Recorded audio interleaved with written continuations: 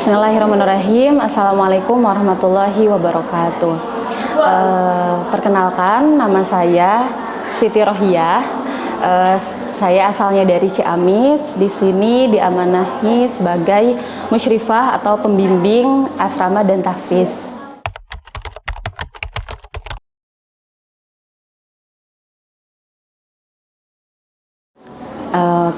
Selama kegiatan di sini diawali bangun tidur itu sekitar jam 3. Itu biasanya membangunkan santri untuk sholat tahajud, kemudian santri juga sholat tahajud berjamaah, kemudian masih ada waktu untuk menunggu subuh, biasanya diisi kalau santri mempersiapkan hafalan, bisa juga dengan tilawah. Kemudian setelah azan subuh biasanya sholat subuh berjamaah, disambung al-maksurat, kemudian ada agenda halaqah subuh itu sekitar jam 5, biasanya selesai jam 6 lewat, paling lama sampai setengah 7.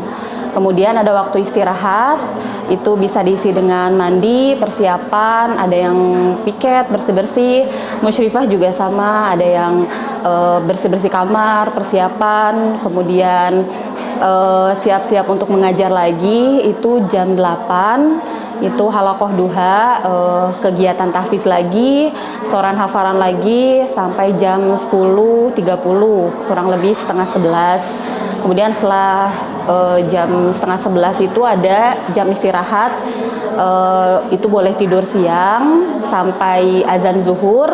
Biasanya kami mengingatkan santri untuk bangun sholat zuhur atau dengan menyalakan azan. Biasanya santri bisa langsung otomatis gitu, kalau udah waktunya azan zuhur mereka persiapan sholat zuhur dan sholat jamaah.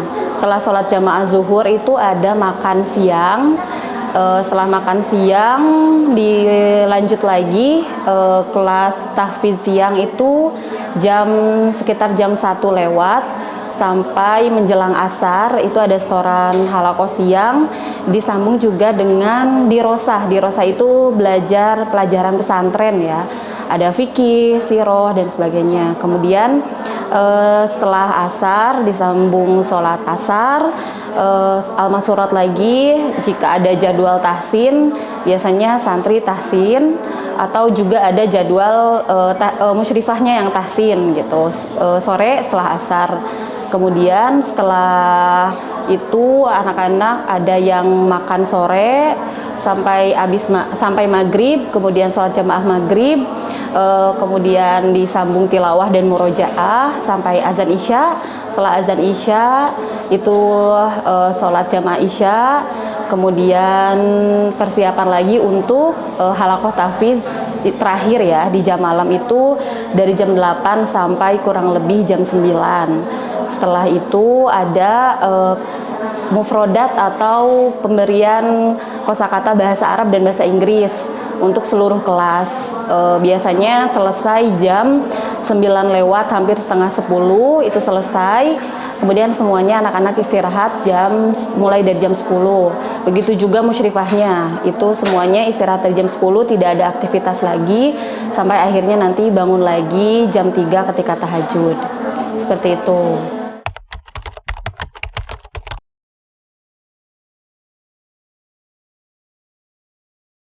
Kalau untuk kegiatan musyrifah itu hampir sama kurang lebih dengan kegiatan santri. Mungkin yang membedakannya itu ketika kegiatan pribadi ya. Biasanya ketika tidak ada jadwal mengisi, itu tadi ketika sore itu ada jadwal tahsin dan tahfiz musyrifah.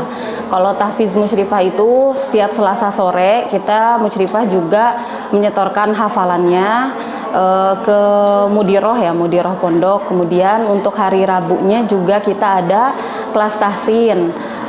Kita belajar tahsin lagi bersama Umi Sofi, ini khusus yang musyrifah.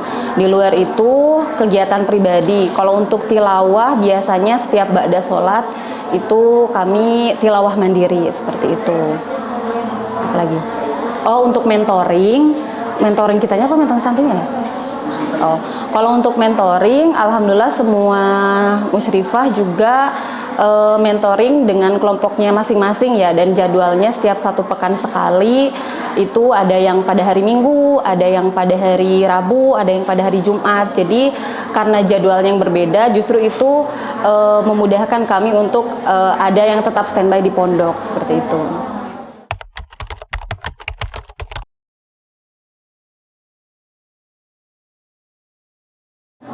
Kalau saya amanahnya selain mengajar tahfiz, juga mengajar. Kalau di Rosah itu saya pegang mata pelajaran BTQ, fikih dan hadis ya. Kemudian untuk pelajaran Diknasnya saya pegang pelajaran IPA. Tapi di luar itu juga saya bantu membimbing, ada namanya divisi bahasa. Itu kalau misalnya ada yang konsultasi terkait mufrodat atau kebahasaan, biasanya itu saya dampingi juga seperti itu.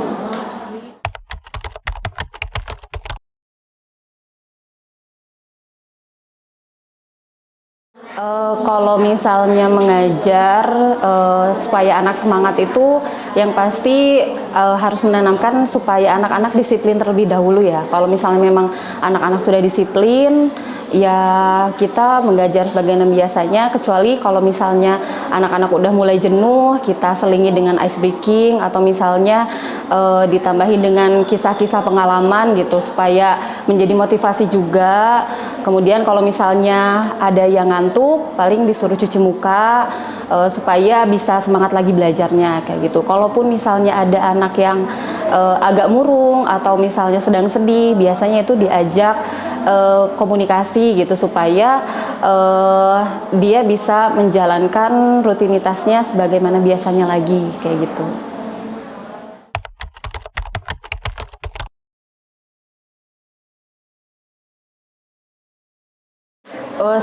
Sebenarnya kondisional ya. Kalau misalnya sedang di kelas itu tetap sebagaimana guru dan murid ya. Maksudnya anak-anak harus disiplin, terus mengikuti arahan kita sebagai pengajar gitu. Kecuali kalau di luar kelas, kalau memang misalnya anak-anak perlu teman cerita, kita dengarkan sebagaimana teman gitu ya, atau sebagai kakak gitu, sebagai teman curhat.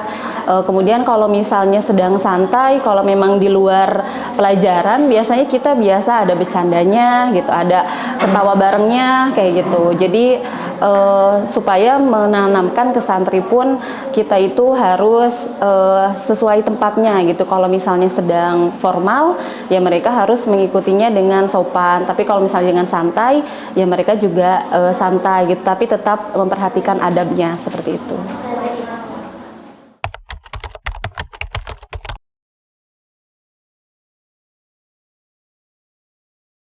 Oh, kalau misalnya untuk kegiatan pribadi ya, itu karena kita itu bukan libur ya, sebenarnya agak longgarnya itu hanya di Sabtu dan Minggu ya.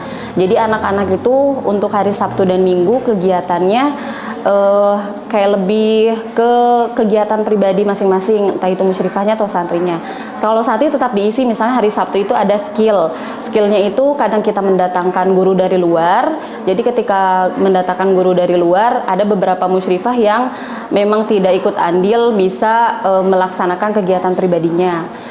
Tapi kadang juga ada jadwal skill itu yang mereka mandiri boleh melakukan kegiatan misalnya membuat kerajinan atau misalnya latihan public speaking. Biasanya ada beberapa kegiatan santri yang memang tidak perlu kita dampingi gitu, karena kita juga punya organisasi santri gitu. Jadi alhamdulillah terbantu oleh organisasi santri.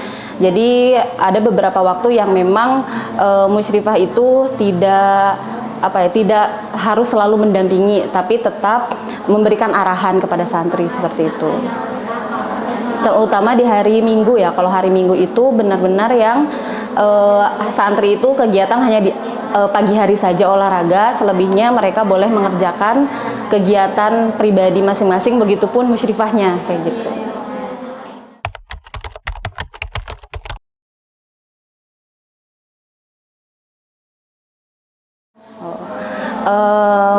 Alhamdulillah ya, untuk di Khairukum ini sangat memadai. Kalau fasilitasnya itu dari mulai tempat tidur yang nyaman, kamar yang nyaman, kemudian ruangan kelas dan pendukung pembelajarannya pun sangat lengkap ditambah dengan bantuan kayak komputer juga ada, kemudian perpustakaan juga ada, dan di kelas pun anak-anak duduk di kursi yang nyaman, gurunya nyaman, papan tulis tersedia, semuanya alhamdulillah sangat cukup bagi kami gitu, karena mungkin belum tentu semua tempat belajar itu bisa membuat nyaman gitu, tapi alhamdulillah di sini santri itu tidur nyaman, tempatnya juga bersih, jadi tidak perlu memikirkan lagi kekurangan fasilitas seperti itu.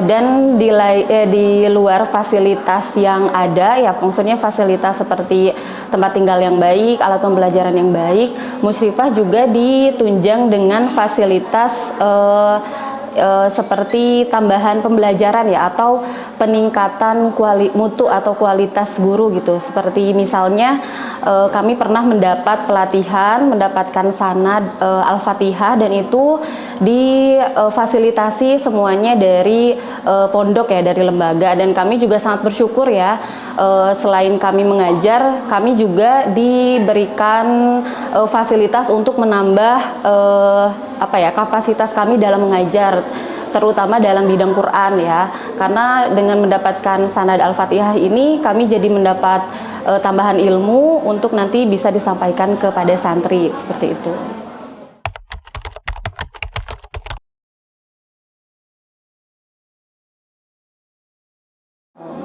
Kalau kendala selama di sini sepertinya tidak jauh dengan pondok-pondok pesantren lainnya ya. Biasanya misalnya seperti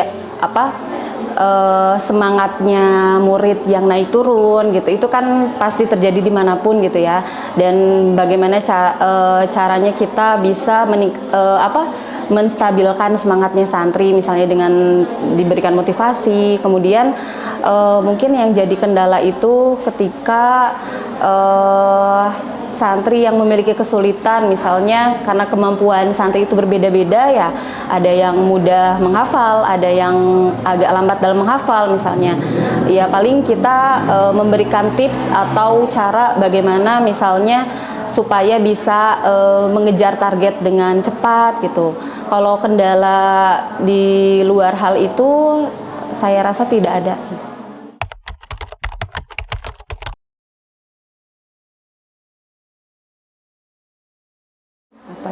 Mungkin kalau momen yang paling berkesan itu ketika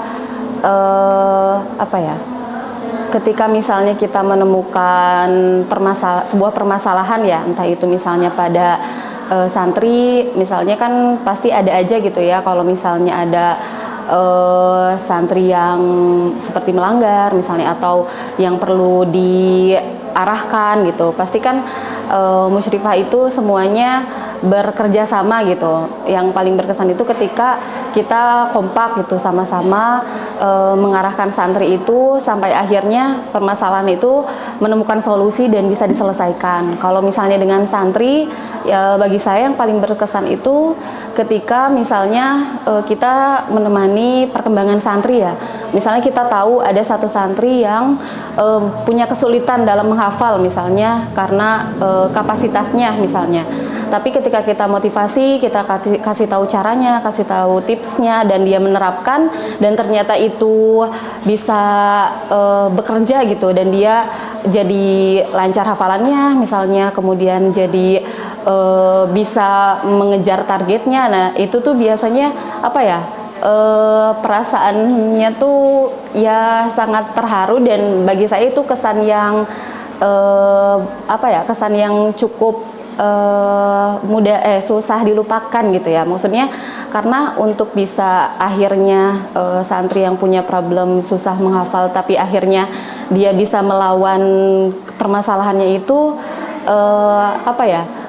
tidak semuanya bisa diselesaikan kayak gitu. Ada juga misalnya yang sudah dimotivasi tapi ternyata tetap dalam kesulitannya gitu. Jadi kalau misalnya ternyata dia bisa melewati kesulitannya itu dengan apa ya, dengan kita dampingi dan kita bimbing gitu, dan akhirnya dia bisa mencapai yang sebelumnya dia kira tidak bisa dan ternyata bisa tuh, bagi saya itu sangat berkesan seperti itu. Apalagi kalau misalnya semua santri bisa mencapai targetnya tepat waktu dan apa ya, intinya tidak ada yang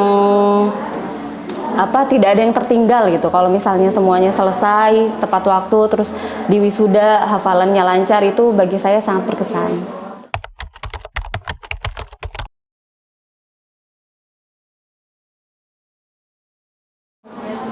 Musyrifah itu kan sebenarnya artinya ibaratnya pembimbing gitu ya, pembimbing atau yang mendampingi. Jadi nggak cuman kita tuh hanya mengajar di kelas saja setelah itu selesai gitu. Tapi kalau musyrifah itu lebih ke ya kita membimbing dan mendampinginya itu selama 24 jam gitu ya. Dari mulai anak-anak bangun tidur sampai tidur lagi, kita tuh benar-benar mengikuti kegiatannya gitu. Jadi tidak hanya guru yang mengajar di kelas setelah itu selesai gitu. Kalau misalnya bagi saya musyrifah itu Masya Allah ya, maksudnya selain jadi guru tapi harus bisa jadi ibu juga, jadi teman juga, jadi kakak juga gitu. Jadi cukup apa ya, banyak tantangannya juga gitu, tapi banyak hal berkesan juga yang bisa didapat gitu.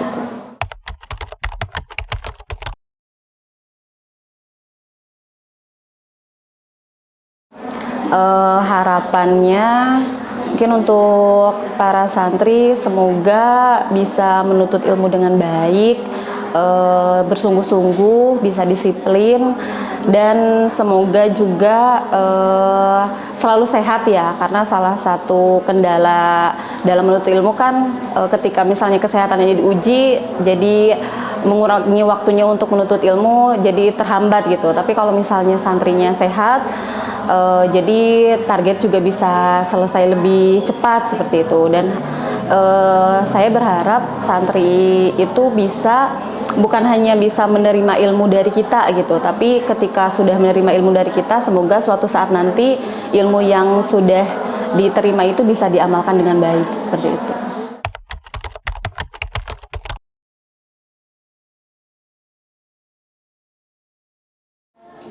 Oh iya, kayak pesan untuk siapapun yang akan mengemban amanah menjadi musyrifah, mungkin untuk bisa memiliki hati yang lapang, sabar yang luas, karena untuk menghadapi santri itu banyak tantangannya ya, dengan karakter santri yang beragam. Jadi musyrifah itu tidak hanya membimbing ketika pembelajaran saja, tapi di luar pembelajaran pun kita harus mendampingi bagaimana supaya santri bisa memiliki adab yang baik, kemudian bisa menghadapi rutinitasnya dengan baik, suka dukanya gitu. Kita harus mendampingi sebagai kadang sebagai teman, kadang sebagai sahabat, kadang menjadi orang tua gitu. Apalagi misalnya ketika mereka butuh sosok untuk tempat bercerita gitu. Jadi intinya sebagai musyrifah itu harus siap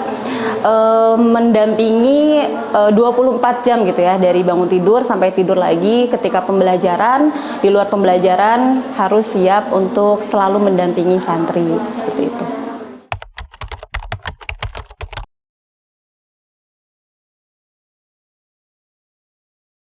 Nah, jadi musyrifah itu juga harus selalu standby ya, karena selain ada jadwal pembelajaran, kita sudah punya jadwal kapan harus belajar, kapan istirahat, kapan kegiatan pribadi. Tapi di luar itu pun pasti tanpa bisa kita pungkiri gitu, ada saja kondisi yang tidak terduga, seperti misalnya ada santri yang sakit, misalnya sakitnya parah dan sampai pingsan atau harus dibawa ke rumah sakit. Nah, sebagai musyrifah pun harus selalu siap siaga gitu untuk mendampingi ketika ke rumah sakit, terus mengantarkannya ke klinik misalnya. Jadi kalau misalnya ada santri yang sakit atau misalnya tiba-tiba ada permasalahan yang tidak terduga, intinya musyrifah itu harus selalu siap sedia dan siap siaga untuk ada dan standby mendampingi santrinya.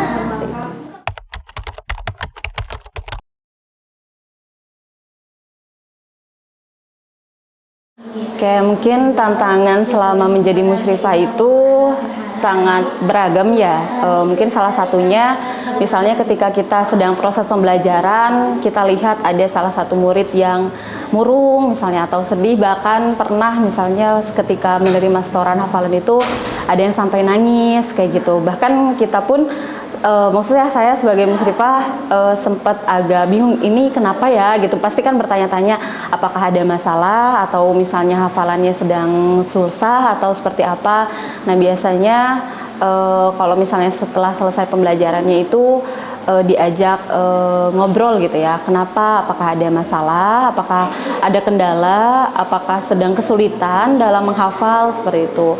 Tapi biasanya jawabannya tidak jauh dari misalnya kangen rumah, atau misalnya lagi ingin pulang, atau misalnya karena ayatnya sedang susah dihafal kayak gitu. Jadi mungkin sebagai musyrifah juga dituntut harus lebih sensitif gitu ya, harus lebih peka gitu terhadap kondisi santrinya gitu, apakah santrinya sedang baik-baik saja atau tidak, atau misalnya jika ada yang sakit, bahkan ketika ada yang sakit pun mungkin ada yang ngaku sakit tapi ada juga yang tetap maksain gitu, kelihatan misalnya pucet ternyata sakit, ya udah berarti istirahat. Terus harus memastikan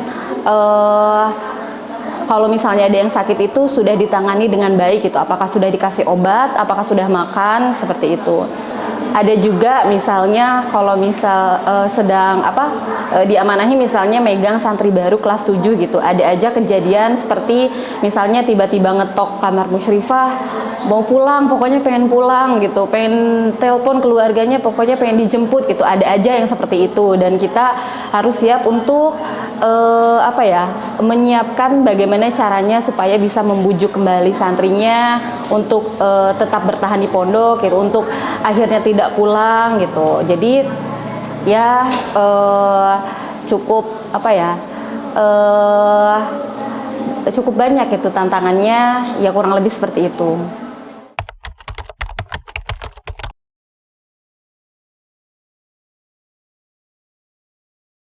Bagi saya musyrifah itu sangat penting ya, perannya itu sangat besar gitu. Jika di suatu pondok itu tidak ada musyrifah, mungkin akan sangat terasa kurang gitu, karena yang menurut saya perannya sangat besar dalam membimbing santri ya itu musyrifah gitu, karena musyrifah itu yang mengarahkan santri gitu. Walaupun misalnya santri itu punya kakak kelas atau misalnya ada organisasi santri, tapi tetap yang memberikan ketegasan, mengarahkan itu musyrifah gitu, yang perannya paling besar. Jadi musyrifah itu bukan sebagai pengganti orang tua juga, tapi punya peran untuk bagaimana ketika santri di pesantren itu bisa menjalankan perannya dengan baik gitu. Karena kalau misalnya hanya mengandalkan nasihat dari kakak kelasnya atau misalnya dari pengurus organisasi saja, itu mungkin berjalan, tapi tidak seberjalan ketika yang mengarahkan itu adalah musyrifahnya langsung seperti itu. Jadi musyrifah itu yang membentuk karakter santrinya juga gitu. Apakah santri itu bisa beradab, bisa disiplin, itu diterapkan oleh musyrifah atau pembimbingnya seperti itu.